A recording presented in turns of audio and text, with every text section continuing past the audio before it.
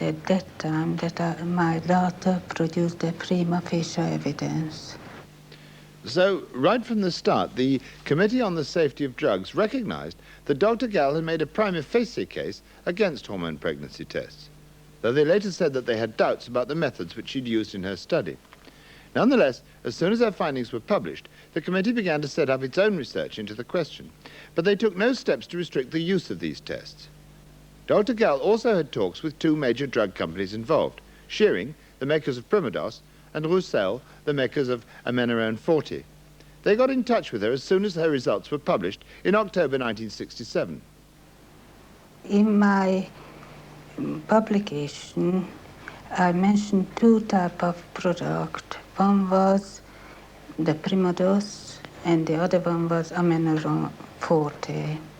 The manufacturer of this product approached me in the hospital where I worked in Queen Mary's Hospital, Carshalton.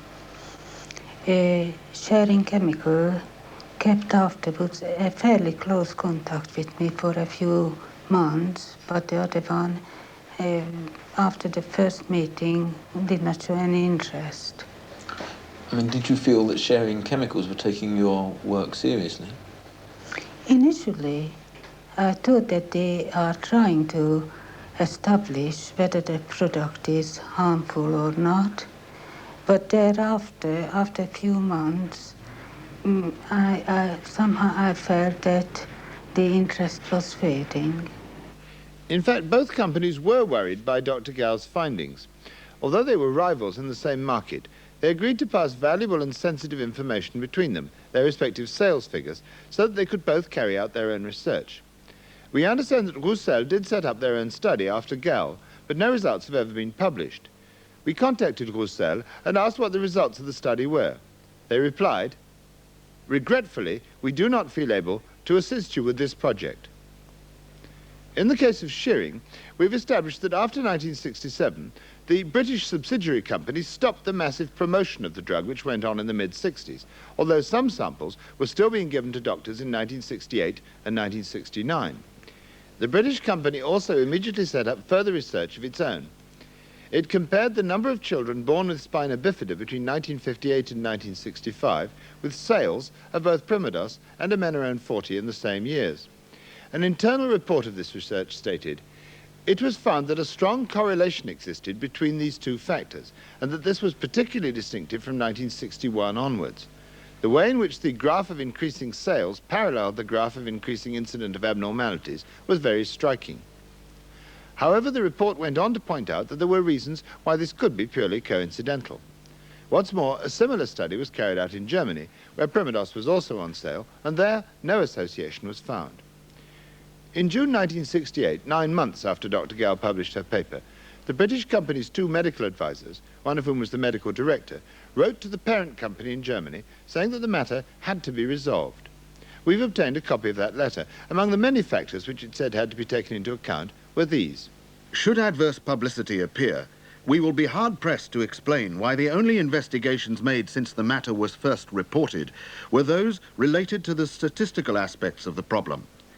As manufacturers, it is our moral duty to do all possible to ensure the safety of the preparations which we market. Where suspicion of this kind has been aroused by an investigator whose integrity and ability cannot lightly be challenged, the onus of proof must lie with us. It is for us to establish that the drug is safe to use, and not for workers outside the company to prove that it is not. The letter went on, Ethically speaking, we are not satisfied that sufficient has been done to remove the suspicion which has been cast upon Primados to a sufficient degree for us to be confident in supporting its continued availability to pregnant women in this country. So, as early as June 1968, the British company's medical advisors appear to be suggesting that Primados should not continue to be used as a pregnancy test.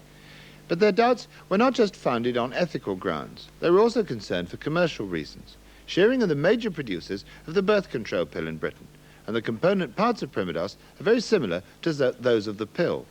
In fact, hormone pregnancy tests were a spin-off from the development of the pill. Taking a test was like taking a large number of birth control pills in one go. In the letter to the German company, the medical advisors said, Any further technical publications which appear may receive wider publicity than the preliminary communication of Dr. Gall, and it would be surprising if the medical correspondents of national newspapers do not compare the active constituents of Primados to those in our oral contraceptive preparations. The commercial implications of such publicity are obvious. The medical advisers concluded by recommending that further action be taken. They said this should consist of 1. Setting up studies with animals to see if Primados caused abnormalities in the fetus. These should be carried out in such a way as to stand up to scrutiny by the Committee on the Safety of Drugs. 2. Setting up a further statistical study to be carried out in Britain. Later that month, June 1968, a meeting took place between Shearing's medical director and a senior medical officer from the Committee on the Safety of Drugs called Dr. Inman. Shearing had been in regular contact with the committee since the time Dr. Gall's research had been published 9 months earlier. At this meeting in June, a review of the evidence showed that as yet there was no confirmation of Dr. Gall's findings. However, in his report of the meeting, the medical director said, "The feeling of the committee was," Dr. Inman said, "that they were unhappy about hormone pregnancy tests, but at present have insufficient information for any definite action to be taken." Later in 1968, Shearing carried out a further study, this time with the help of the Royal College of General Practitioners. It was based on the drug history of more than 15,000 women in Scotland. The results came out like this. Of the women who had taken Primados, 83.5% had completely normal births.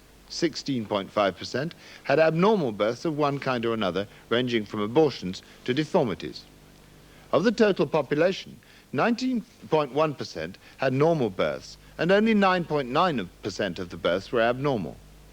Shearing referred these figures to a statistician at the University of Sussex, and in his report, dated March the 5th, 1969, he said, "The test of whether abnormalities are higher with Primados than with the total population does not attain significance, though it approaches it.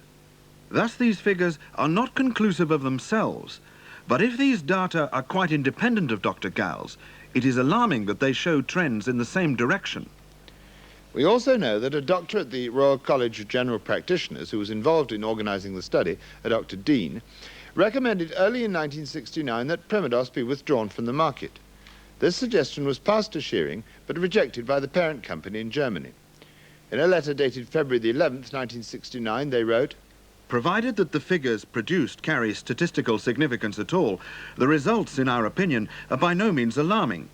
And in particular, we do not see any basis for Mr. Dean's recommendation to withdraw Primados from usage."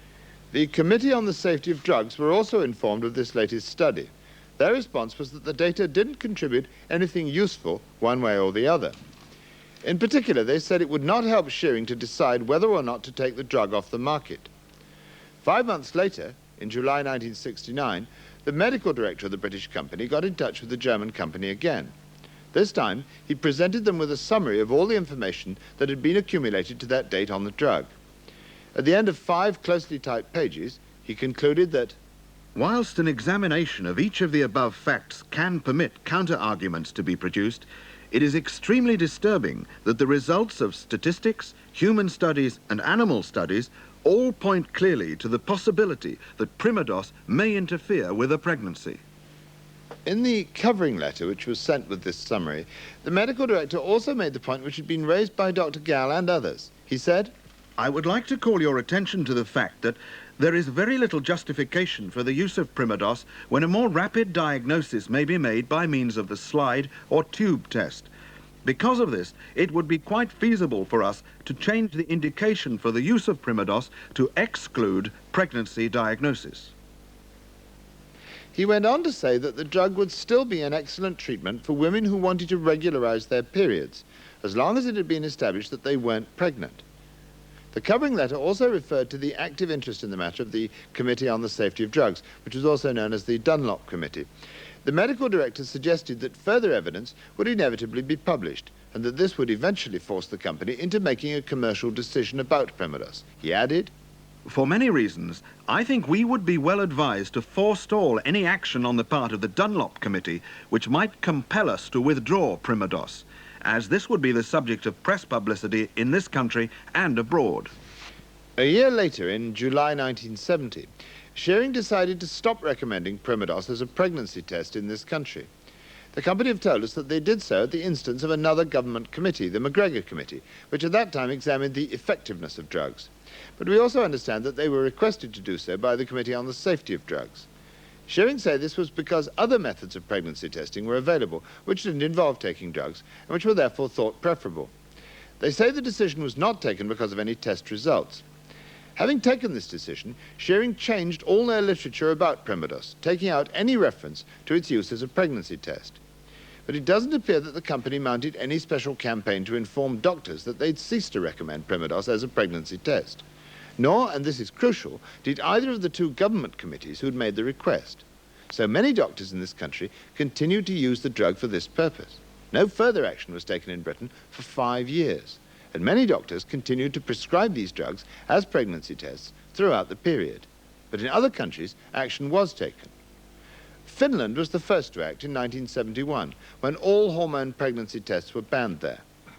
Holland followed early in 1975, and so did the federal government of Australia, after research conducted in Australia had shown a link between use of the drugs and children born with cleft palates and hare lips. In June 1975, the government in this country finally took public action, 8 years after Dr. Gall first published her findings. By this time, the Watchdog Committee, now the Committee on the Safety of Medicines, had received the preliminary results of its own comprehensive study. These suggested once again that there was a link between hormone pregnancy tests and damaged children. As a result, the committee issued what was known as a yellow warning.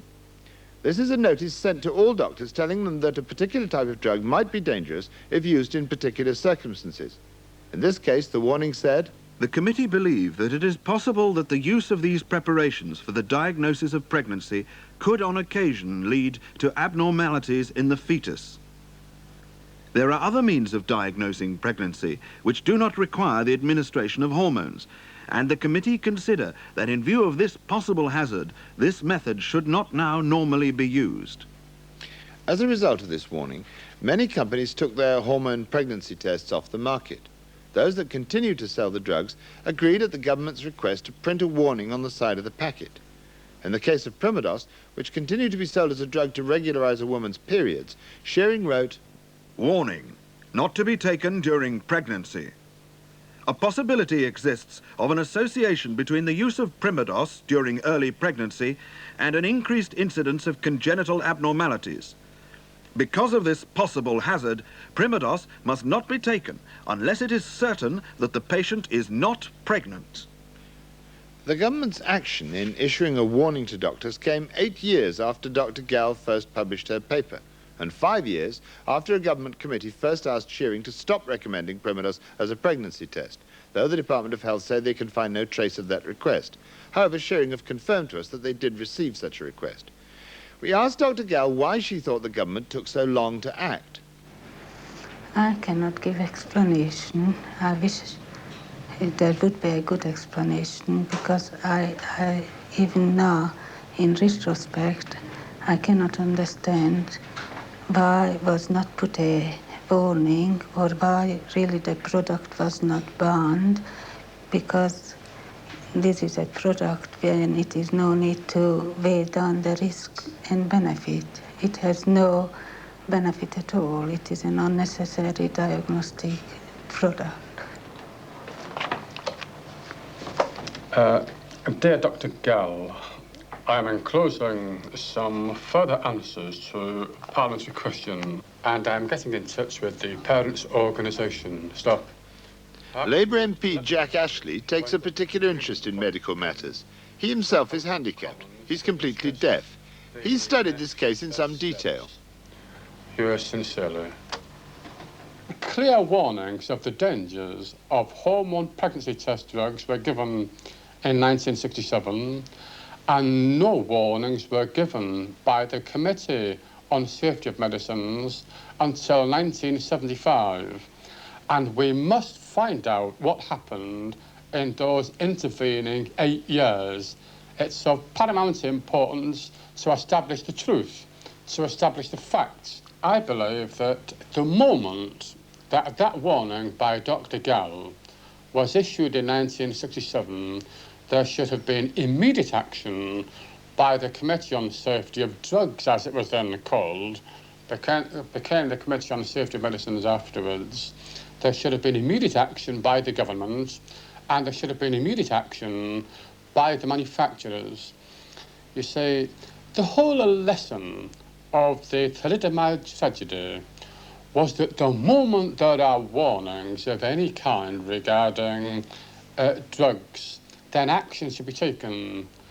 And that whole lesson was disregarded because the Committee on Safety of Drugs didn't give warnings to doctors until 8 years afterwards. We asked Roland Moyle, the present Minister of Health, whether he felt that the Department of Health should have acted more quickly than it did. Well, I don't think the department could have acted until they got advice from the Committee on the Safety of Medicines, or the Committee on the Safety of Drugs, as it used to be called before '69. And the Committee on the Safety of Drugs, oblique stroke medicine, whatever you like to call it, decided that, first of all, there were other things that had greater priority. For example, the connection between thrombosis and the pill. Secondly, the connection between sprays and deaths from asthma, both of which affected a substantially greater proportion of the population. Of course, it had limited resources.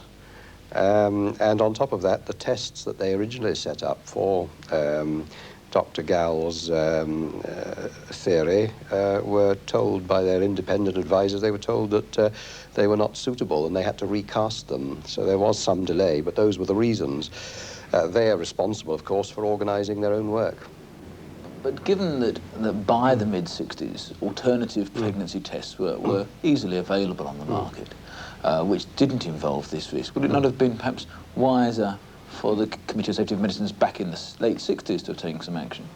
Well, that's all very much water under the bridge, but in 1971 they were still on the market when the Medicines Act became law. And of course, if we were to withdraw something from the market at that stage, if the department were to withdraw something from the market at that stage, they had to show that it was positively dangerous or unhelpful, or something of that sort. And of course, they didn't have the evidence to do that, so they couldn't.